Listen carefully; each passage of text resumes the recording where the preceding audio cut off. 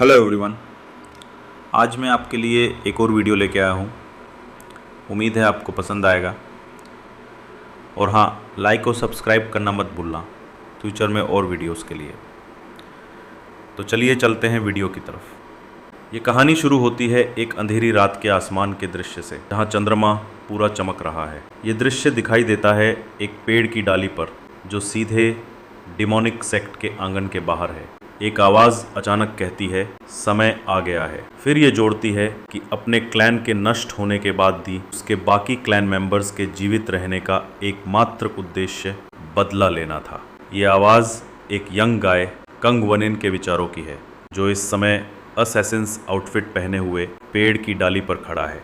कंग वनिन दीवार के ऊपर से डिमोनिक सेक्ट के आंगन में छलांग लगाता है। गार्ड्स द्वारा पकड़े जाने से बचते हुए उसका पहला शिकार एक गार्ड होता है जो पहरा दे रहा है। अचानक कंग वनिन के हाथ शैडोज से निकलते हैं और गार्ड की गर्दन पीछे से तोड़ देते हैं। कंग वनिन जानता है कि गार्ड के गायब होने का पता जल्द ही चल जाएगा, लेकिन उससे पहले वो अपना काम पूरा कर लेगा। खून खराबा जारी रहता है और सीन एक ओल्ड मैन पर पैन करती है, जिसने बाहर हो रही सारी हलचल सुन ली है, लेकिन फिर भी वो बेपरवाह बना हुआ है। उसने अपनी डार्क रेड आइज़ खोली और सुपीरियरिटी के भाव से देखा। कंग वनिन सीधे उसके सामने खड़ा होता है और उसके पास ओल्ड मैन का एक सबऑर्डिनेट है, जिसे परमानेंट नैप दिया जा चुका है। कंग वनिन ने पूछा कि कैसे ये ओल्ड गाय शांतिपूर्वक मेडिटेट कर रहा है जबकि उसके सबऑर्डिनेट्स का कत्लेआम हो रहा है। वो सच में एक हार्टलेस बास्टर्ड है। ओल्ड गाय ने जवाब दिया कि वो कंग वनिन के बारे में भी यही कह सकता है, जो बिना कुछ जाने मारकाट मचा रहा है। वो भी उसी तरह हार्टलेस है। क्या कंग वनिन सोचता है कि वो उन लोगों की परवाह करेगा जो उसके लिए महज कीड़े मकोड़े हैं? बिल्कुल नहीं। वो तो बस माउंटेन की चोटी को देख रहा होगा। मार्शल आर्ट्स के शिखर तक पहुंचने का तरीका हमेशा से यही रहा है। कंग वनिन इससे सहमत नहीं है। उसका मानना है कि ये प्योर नॉनसेंस है और आज वो हेवनली डीमन को अपने बेयर हैंड से मार देगा। वो आगे बढ़ता है और हवा में छलांग लगाता है, जबकि उसके हाथों को ब्लू ओरा घेर लेती है। ये उसकी मार्शल एनर्जी। और जैसे ही वो हेवनली डीमन के करीब पहुंचता है, वो अपनी heavenly lightning fist technique activate करता है। लेकिन जैसे ही उसकी लाइटनिंग फिस्ट हेवनली डीमन के चेहरे के करीब पहुंचती है, वो हंसता है और कंग वनिन का मजाक उड़ाता है। वो अपना हाथ उठाता है और कहता है, देखो और सीखो। फिर heavenly blood tide art activate करता है। एक एनर्जी बीम उसकी हथेली से निकलती है और कंग वनिन की मुट्ठी से टकराती है। जाहिर है हेवनली डीमन की मार्शल एनर्जी सुपीरियर है, क्योंकि ये आसानी से कंग वनिन के हमले को काटते हुए उसके चेहरे को घायल कर देती है। कंग वनिन इस एनर्जी बीम को सोर्ची के रूप में पहचानता है। हेवनली डीमन कोल्डली कहता है कि वो कंग वनिन को उसके फादर से मिलवाने वाला है, लेकिन कंग वनिन के दिमाग में कुछ और चल रहा है। वह एक और technique cloud dragon divine fist का उपयोग करना शुरू करता है। हेवनली डीमन की आंखें सरप्राइज से फैल जाती हैं और जैसे ही कंग वनिन फिर से आगे बढ़ता है, उसकी मुट्ठी अचानक हेवनली डिवाइन पाल में बदल जाती है। ये टेक्निक हेवनली डीमन की मार्शल एनर्जी बीम को तोड़ देती है, जिससे ओल्ड फिर से हैरान रह जाता है।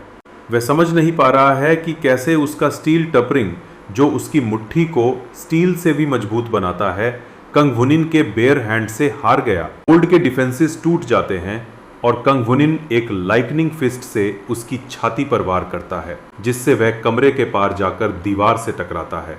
हैवी ब्रीथिंग करते हुए कंग वनिन हेवनली डीमन को चेतावनी देता है कि वह अपने फादर का नाम अपने डर्टी माउथ से ना ले।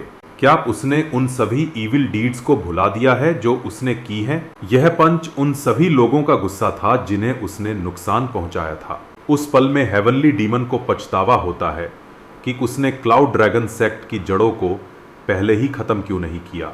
वह नहीं जानता कि कंग वनिन को किस तरह का एनलाइटनमेंट मिला है, लेकिन वह सच में हैरान है। वह यकीन नहीं कर पा रहा है कि उसने हेवनली डीमन ब्लड सर्जट को तोड़ दिया और अब उसके पास कोई और चारा नहीं बचा। वह एक गॉड निकालता है। कंग वनिन शॉक्ड होकर पूछता है कि क्या यह एलेक्सर है? ओल्ड गाय उसे पीने लगता है। ये देखकर कंग गुनिन को यकीन नहीं होता कि ओल्ड ने इतनी मात्रा में एलेक्सर एक ही बार में पी। इसका मतलब है कि हेवनली डीमन अब डीमनिक डेविएशन से गुजरेगा। गड फर्श पर गिरकर टूट जाती है और एक पर्पल एनर्जी निकलती है। हेवनली डीमन पावर के सडन सर्ज से ओवरवेल्म्ड हो जाता है। उसका चाय टाइडल वेव की तरह ओवरफ्लो करने लगता है और उसका चेहरा स्ट्रेन्ड दिखाई देता है। उसकी आंखें बाहर निकल आती हैं और वो एक पावरफुल रो छोड़ता है जिससे एक शॉक वेव निकलती। कंग गुनिन अपने चेहरे के सामने हाथ रखता है क्योंकि सडन विंड उसे पीछे धकेलने की कोशिश करती है। वो यकीन नहीं कर पा रहा है कि वो क्या देख रहा है, लेकिन अगले ही पल हेवनली डीमन उसकी नजरों से गायब हो जाता है और उसके पीछे प्रकट होता है। पूछता है क्या देख रहा है। कंग गुनिन जैसे ही मुड़ता है उसे एहसास होता है कि बहुत देर हो चुकी है। ओल्ड ने एक फियर्स अटैक किया है और उसके पास बचने या काउंटर करने का समय नहीं है। अनएक्सपेक्टेडली जैसे ही अटैक उसके चेहरे के करीब पहुंचता है, एक सडन बैरियर एक्टिवेट होती है जो उसे एक शील्ड में इनकेस कर लेती है। ये हेवनली डीमन के अटैक को ब्लॉक कर देती है। कंग गुनिन कंफ्यूज्ड होकर पहचानता है कि ये बैरियर किसने और कहां से बनाई है। एक मिस्टीरियस गाय कॉन्फिडेंटली कमरे में प्रवेश करता है। वो कहता है कि वो आलस करने में व्यस्त था और देर से आने के लिए माफ़ी मांगता है। कंग गुनिन उसे ग्रेट मेज कहकर बुलाता है, लेकिन मिस्टीरियस गाय उसे ये लेम एज निक नेम ना कहने को कहता है। अनसरप्राइज्ड वो पूछता है कि क्या ये ओल्ड वही नेमेसिस है जिसके बारे में कंग गुनिन बात कर रहा था। कॉन्टेक्स्ट देते हुए कंग गुनिन बताता है कि ये ग्रेट मेज दावा करता है कि वो अनदर वर्ल्ड से आया है और अगर वो नहीं होता तो कंग गुनिन हेल्पलेसली मर चुका होता। लेकिन तभी एक somewhat expected yet shocking turn off events में कोई ब्लडी मर्डर चिल्लाता है और फिर हम रियल वर्ल्ड में पहुंच जाते हैं। अपेरेंटली ये सब एक मुरिम नवेल का स्क्रिप्ट था और जो गाय इसे पढ़ रहा था वो स्टोरी के सडन डेवलपमेंट से फ्रस्ट्रेटेड था। इनिशियली उसने सोचा था कि ये एक रेगुलर मुरीम नवेल है जैसा कि उसने काउंटलेस अदर्स पढ़ी हैं, लेकिन अब अचानक एक रैंडम हाई मेज दूसरी दुनिया से आ गया। सीरियसली ये क्या बकवास है। वो सही करता है और पछताता है कि उसने ये नवेल क्यों पढ़ी। उसे मजा आ रहा था, लेकिन ये अनएक्सपेक्टेड शिटी ट्विस्ट ने मूड खराब कर दिया। सीरियसली क्या ऑथर अपने दिमाग से बाहर हो गया था। अनदर वर्ल्ड अचानक कहां से आ गया, ये किसी भी तरह से समझ में नहीं आता। इस सडन आउटरीच के साथ हमारा मुरीम वर्ल्ड में समय खत्म हो जाता है और हम इस कहानी के प्रोटैगोनिस्ट जीन सी इवन से मिलते हैं। वो 23 साल का था और 6 महीने पहले डिस्चार्ज हुआ था। एक टिपिकल लूजर जैसा कि आमतौर पर होता है। उसका फ़ोन बज करता है और नोटिफिकेशन एक मैसेज होती है जो उसके फ्रेंड की तरफ से आई।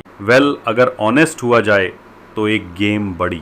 मैसेज में पूछा गया था कि क्या वो अवेक है, अगर हाँ तो खेलने का समय हो गया है। मैसेज पढ़कर सीविन सोचता है कि क्या इस फ्रेंड के पास खेलने के लिए और कोई नहीं है। वैसे भी सीविन कॉलेज वापस जाने की तैयारी कर रहा था। सेवा पूरी करने के बाद उसने एक अच्छी लाइफ प्लान बनाई थी। वो सर्टिफिकेशंस हासिल करना चाहता था और कॉलेज वापस जाकर उन चीज़ों को पढ़ना चाहता था जो वो मिलिट्री में नहीं पढ़ पाया। लेकिन उसने समाज में बहुत सारी फ़न चीज़ें मिस कर दी थी। वो अपने रूम से बाहर निकलता है और पार्ट टाइम जॉब ढूंढने के बारे में सोचता है क्योंकि उसके पास बहुत कम पैसे बचे हैं। एक मोरिम नॉवेल फनेटिक होने के नाते वो अक्सर खुद को मोरिम वर्ल्ड का प्रोटैगोनिस्ट समझने में खो जाता है। वो एक नेटवर्क कैफ़े में जाता है और कैशियर के साथ उसकी इंटरेक्शन से पता चलता है कि सेविन एक रेगुलर कस्टमर है। कैशियर क्यूरियस होकर पूछता है कि क्या वो फिर से लॉयल ग्राउंड खेलने वाला है। सेविन हाँ में जवाब देता है और कैशियर से 10 घंटे का टाइम मांगता है। दरअसल सेविन हमेशा लॉयल ग्राउंड में घंटों बिताता था। डिस्चार्ज होने के बाद से यही एकमात्र गेम था जिसे वो खेलता था और उसने इसे सीरियसली ग्राइंड करना शुरू कर दिया था। 3 महीने में वो टॉप 10 रैंकर बन गया। वो लॉगिन करता है और अपने फ्रेंड को लॉबी में इंतज़ार करने को कहता है। इसके अलावा सेविन ने इंटरनेट कैफ़ेज़ में होने वाले टूर्नामेंट से कुछ एक्स्ट्रा कैश भी कमाई थी। गेम लॉयल ग्राउंड एक बहुत ही सिंपल सर्वाइवल गेम था। कॉन्टेक्स्ट के लिए 100 प्लेयर्स एक प्लेन से ड्रॉप होते हैं, मैप पर बिखरे हुए वेपन्स इकट्ठा करते हैं और तब तक एक दूसरे को मारते हैं जब तक कि केवल एक प्लेयर बच ना जाए। ये बेसिकली एक बैटल रॉयल टाइप गेम है। ड्रॉप के बाद जैसे ही भी लैंड करते हैं, सेविन अपने फ्रेंड्स को कोऑर्डिनेट्स देता है और उन्हें बताता है कि उससे 250 मीटर दूर 2 गाइज हैं। इस इंटेल का उपयोग करके वे उन दोनों को हेडशॉट से मार देते हैं, जिससे एक बैलिस्टिक हेलमेट उड़ जाता है। कुछ देर बाद किल काउंट से पता चलता है कि 7 के अलावा केवल 2 और प्लेयर्स बचे हैं। वह कर्स करता है और अपने फ्रेंड से कहता है कि वो बहुत लाउड हो रहा है। वो पहले भी इसी वजह से एक बार मर चुका है, तो फिर भी वो इतना यैपिंग क्यों कर रहा है। उन्हें अभी फार्म करना चाहिए और सेफ जोन ढूंढना चाहिए। उसका फ्रेंड सहमत होता है और कहता है कि वह केवल 7 पर भरोसा करता है। बैटल मैप छोटा होने के साथ दूसरे 2 प्लेयर्स एक रूट बिल्डिंग के अंदर भागते हैं। वे अलग अलग हो जाते हैं और जैसे ही पहला गाय धीरे से एक डोर खोलकर रूम में प्रवेश करता है, वह विंडो के पास लूट देखता है, एक फर्स्ट एड किट। लूट को इंटैक्ट देखकर गाय यह निष्कर्ष निकालता है कि उनका एनिमी शायद इस रूम में नहीं आया है, लेकिन यह एक ट्रैप था। और जो कोई भी इस तरह के गेम खेला हो वह जानता है स्पेशियस लूट अक्सर बेड होता है। जैसे ही गाय फ्री लूट से डिस्ट्रैक्टेड होता है, 7 का कैरेक्टर शैडो से निकलकर उसे हेडशॉट से मार देता है। उसका पार्टनर गनशॉट की आवाज़ सुनता है और इमीडिएटली नोटिफाइड होता है कि उसका टीममेट मर चुका है। वो समझ जाता है कि एनिमी अंदर छिपा हुआ है। वो वहाँ से भागने का फैसला करता है, लेकिन दुर्भाग्य से बहुत देर हो चुकी होती है।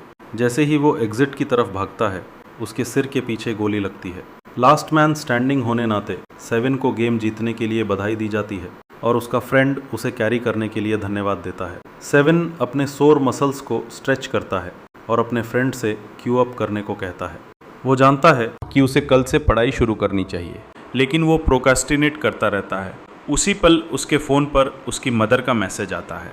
वो उम्मीद करती है कि उसका बेटा अच्छे से पढ़ाई कर रहा होगा। उसने उसके एकेडमी फीस और कुछ एक्स्ट्रा मनी भेज दी है। 7 की मदद चाहती है कि वो अच्छे से खाए और माफ़ी मांगती है कि वो ज़्यादा नहीं भेज पाई। 7 अपनी मदर को धन्यवाद देता है और कहता है कि वो जल्दी सोने वाला है। गिल्ट या प्रायोरिटीज़ को फाइनली सही करने की वजह से 7 अपने फ्रेंड से कहता है कि वो अगले दिन से खेलना बंद कर देगा। स्टंट होकर उसका फ्रेंड पूछता है कि क्यों। आखिरकार 7 ने उसे प्रॉमिस की था कि वे एक साथ क्लैन वॉर में जाएंगे। 7 समझाता है कि वह नहीं कर सकता और कल से इंग्लिश एकेडमी जाना शुरू कर देगा। अपेरेंटली ये गिल्ट थी। जब भी वो अपनी मदर के इस तरह के मैसेजेस देखता है तो उसे गिल्टी फील होता है। वो महीनों से इस तरह जी रहा है और इसे अब खत्म होना चाहिए।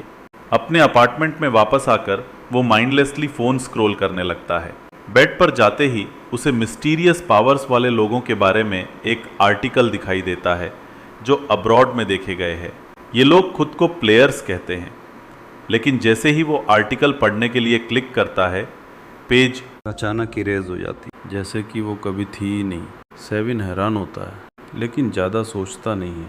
वो स्क्रॉल करना बंद कर देता है और सोने का फैसला करता है। अगले दिन सुबह 7 एकेडमी जाने के लिए तैयार होता है। एक एली से गुजरते हुए उसका फ्रेंड फिर से मैसेज करता है और क्लैन वॉर की तैयारी में हेल्प मांगता है। 7 मैसेज पढ़ता है और सोचता है कि क्या उसे एक लास्ट गेम में फ्रेंड की हेल्प करनी चाहिए, जब सडनली एक पर्पल लाइट उसके पीछे से चमकने लगती है। जैसे ही वो मुड़ता है, कंप्लीटली शॉक्ड हो जाता है। पर्पल लाइट उसे पूरी तरह एनवेलप कर लेती है और 7 अचानक गायब हो जाता है अपना बैकपैक फर्श पर छोड़कर। अपनी अनकॉन्शियस स्टेट में 7 सोचता है कि वह लाइट क्या थी। क्या सिर्फ इसलिए क्योंकि वह पढ़ाई करने का फैसला कर चुका था उसका दिन वियर्ड हो गया? क्या उसे देर से डिसाइड करने की सज़ा मिल रही है? जैसे ही वह अपनी आंखें खोलता है, वह लोगों को एक अनफेमिलियर लैंग्वेज में बात करते हुए सुनता है और वे बहुत लाउड थे। लेकिन जैसे ही वह बैठता है, जो वह देखता है उससे वह कंप्लीटली फ्रीक आउट हो जाता है। वहाँ स्ट्रेंज कॉस्ट्यूम्स पहने लोग लड़ रहे थे, मैजिक ट्रिक्स परफॉर्म कर रहे थे और आसपास बातें कर रहे थे। सीरियसली वह कहाँ था और इतने सारे कॉस्ट प्लेयर्स क्यों थे? लेकिन जिस चीज़ ने उसकी सैनिटी को एज पर पहुंचा दिया वह 2 लोगों को स्पेल्स कास्ट करते देखना था, जैसे कि यह कोई नॉर्मल ट्यूसडे हो। उसका दिमाग फ्रीज हो जाता है, जैसे कि फोर्स रीस्टार्ट हो गया हो। यह डेफिनेटली कोई मैजिक ट्रिक नहीं था। वह उठता है, चारों तरफ देखता है और खुद को समझाने की कोशिश करता है कि वह सपना देख रहा है। लेकिन जैसे ही वह एक जॉइंट स्टैचू देखता है वह खुद से सवाल करने लगता है, क्या वह सच में सपना देख रहा है? तभी सिस्टम ने प्लेयर्स की संख्या एग्जैक्टली 100 डिटेक्ट की। जॉइंट स्टैचू, जो अब तक सिर्फ एक स्टैचू थी, की आंखें ब्लू लाइट से चमकने लगती हैं। सरविन अपने दिमाग में इनिशियलाइजेशन सिस्टम की आवाज़ सुनता है और फिर से फ्रीक आउट हो जाता है। इनिशियलाइजेशन पूरी होने और लैंग्वेज सिंक्रोनाइजेशन 100% कंप्लीट होने के बाद सभी की भाषा सेवन के कानों में कोरियन में बदल जाती है। एक फैट गाय एक्साइटेड हो जाता है क्योंकि अब सभी उसकी भाषा बोल रहे हैं। उसके बाई और 2 लोग जो शायद मूरिम सेटिंग से आए हैं और अपने अपने सेक्स के एनिमीज़ हैं, फाइटिंग स्टंस लेते हैं और ड्यूअल करने वाले होते हैं। इसी बीच 7 एस्क्रो नाम के एक यंग ब्लॉन्ड मेज को कायरॉन नाम के दूसरे मेज से पूछते हुए सुनता है, क्या तुम ही हमारी करंट सिचुएशन के लिए जिम्मेदार हो? कायरॉन भी एस्क्रो से वही सवाल पूछना चाहता था जैसे ही उसने उसे देखा। यह सुनकर एस्क्रो को कायरॉन बहुत शेमलेस लगा और उसने डिसाइड किया कि अब वह उसके वर्ड्स में नहीं आने वाला। कायरॉन, जो दिखने में एस्क्रो से बिल्कुल ऑजिट था, बोला कि यह इम्पॉर्टेंट नहीं है कि एस्क्रो उस पर बिलीव करता है या नहीं, क्योंकि सबको डीमन किंग की पावर के आगे झुकना ही पड़ेगा। एस्क्रो, जो एक आर्च मेज था, प्रॉमिस करता है कि वह कायरन को अभी यहीं ख़त्म कर देगा और उसके बाद डीमन किंग को भी ख़त्म करेगा। वह अपने हाथ में लाइटनिंग समन करता है और अपनी ability escrow style lightning use करता है ताकि कायरन को वहीं अनलाइव कर दे। अनएक्सपेक्टेडली एस्क्रो की शॉक्ड और कंफ्यूज नज़रों के सामने कायरन को कुछ भी नहीं होता। खुद कायरन भी सरप्राइज हो जाता है। उसने मैजिक अटैक को सीधा फेस किया लेकिन उसे कुछ फील ही नहीं हुआ। इस अनएक्सपेक्टेड डेवलपमेंट के बाद एस्क्रो को पूरी तरह यकीन हो जाता है कि कायरन ही उसे इस मिस्टीरियस जगह पर लाया है। वो डिमांड करता है कि कायरन उसे सच बताए। ये सुनकर कायरन अंदर ही अंदर स्मग फील करता है और भले ही उसे खुद भी नहीं पता कि क्या हो रहा है, लेकिन वो अपने नेमेसिस को सच बताने वाला नहीं था। सोविन ये पूरा सीन देख रहा था और रियलाइज़ करता है कि सब कुछ इतना रियलिस्टिक है कि ये ड्रीम नहीं हो सकता। उसी मोमेंट सिस्टम भी अनाउंस करता है कि गेम शुरू हो रहा है। डिफ़िकल्टी सेट होती है इजी और प्लेयर्स को बस टॉप 90 तक पहुंचना। दोस्तों, क्या हमारा MC इस दुनिया से बाहर निकल पाएगा या नहीं, ये हम देखेंगे नेक्स्ट पार्ट में। नेक्स्ट पार्ट की रिकॉर्डिंग ऑलरेडी हो चुकी है, और अगर इस वीडियो पर सपोर्ट अच्छा रहा तो नेक्स्ट पार्ट जल्दी आ जाएगा। तब तक के लिए लाइक और सब्सक्राइब ज़रूर करना। Thanks for watching the video till the end.